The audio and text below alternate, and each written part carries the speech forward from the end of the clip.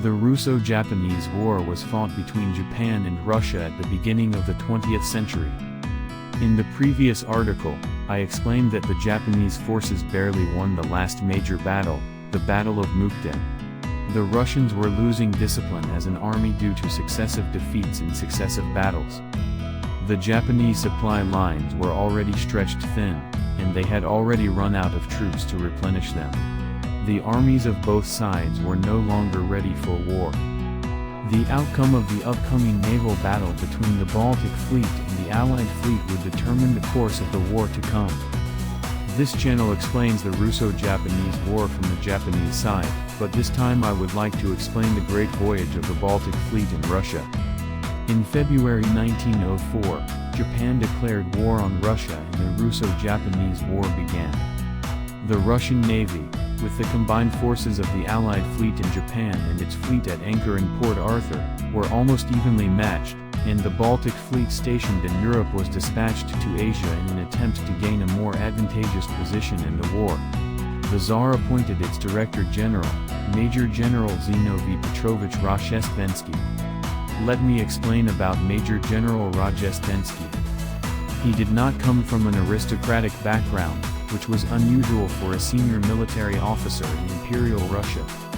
He was an excellent sailor and rose steadily through the ranks. In 1903, he became the Tsar's attendant military officer and earned the Tsar's deep trust. When the Russo-Japanese War turned into a naval battle, he advised the Tsar of his proposal to dispatch the Baltic Fleet to Asia.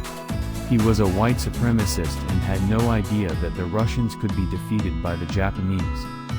He was a rear admiral and of low rank to lead the Baltic Fleet. Therefore, he probably thought that such a big task was not his job, so he casually advised the Tsar to do so. However, the Tsar gave Rozhestvenskij the task of leading the Baltic Fleet against Japan. The Tsar gave Rozhestvenskij's fleet the name Second Pacific Fleet and had him lead all the battleships present in the Baltic Sea that would become a force to be reckoned with. His battleships were too heavy for his fleet to pass through the Suez Canal. Therefore, Rozhestvenskij was forced to sail to Japan via the Cape of Good Hope in Africa.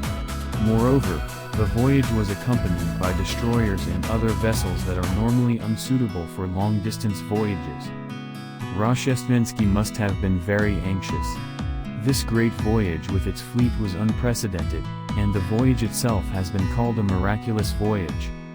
In October 1904, Rozhestvenskij's fleet left the port of Ribau. As soon as they left port they caused a major incident. Late in the evening of October 21st, while the fleet was sailing in the North Sea, a British fishing boat was mistaken for a Japanese mine boat, which fired on the fishing boat, killing and wounding its crew. This caused a sudden deterioration in British feelings toward Russia, and for a time relations deteriorated to the point that war between Britain and Russia was feared. The British also thoroughly interfered with this voyage because of the Anglo-Japanese alliance. The waters through which the Baltic Fleet sailed were the stretches of British colonies, and the British did not permit any port calls to their colonial ports. Thus, they could only call at ports in French colonies. Against this, the British exerted diplomatic pressure and harassed Russia. France's virtual enemy was Germany, and with Russia directing its forces to the Far East, Germany was able to increase its corresponding forces against France. Under such circumstances, France could not take a stance that would make Britain an enemy, so it listened to Britain's arguments and hastened the Baltic Fleet to leave as soon as possible. Therefore, the crews of the Baltic Fleet were not allowed to go ashore when they called at a port. They were forced to work relentlessly loading coal, and as soon as they finished, they had to leave the port. The stress on the crew must have been enormous. Moreover, the British were buying up all the fine coal on the market, and the Russians could only obtain inferior coal. Russian sailors accustomed to cold winters could not adapt to the warmer climate of the southern hemisphere. In addition, Russia was a class society, where both senior and junior officers were upper class, and mere sailors were made up of peasants and other commoners. It was common practice for stressed-out enlisted men to assault peasant sailors, and even Rozhestvenskij was no exception. It seems that he used to whip sailors for minor mistakes. It is hard to believe that everyone could have fought the war as one in such an atmosphere on board.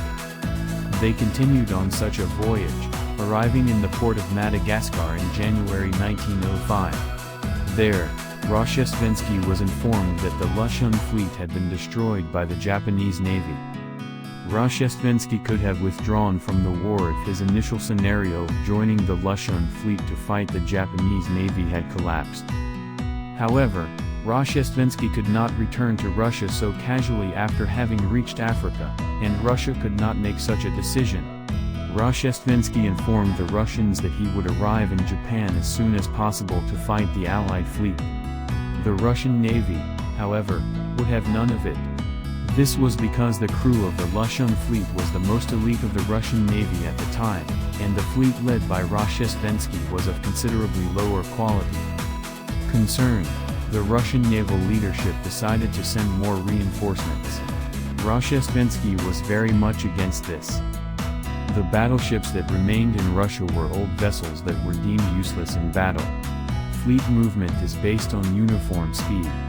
Rozhestvenskij said, "Battleships are not just a matter of numbers. We can fight alone. Let us leave here as soon as possible." However, the Russian naval leadership did not approve.